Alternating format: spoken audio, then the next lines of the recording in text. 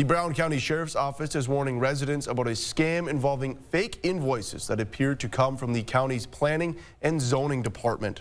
Deputies say the scam is quote-unquote sophisticated, using publicly available information to make the invoices look legitimate. They stress it is not the county, and anyone who gets a suspicious text or email should delete it and not respond. They also warn, don't set up any accounts for messages like this. Tips include never share personal or financial information from unsolicited calls, texts, or emails. Watch for fake links and slightly altered web addresses. Don't click unexpected links or attachments. Type the web address in yourself or call a trusted number.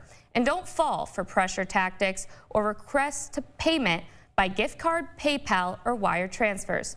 If you've already shared information or sent money, contact your bank right away and report it to law enforcement.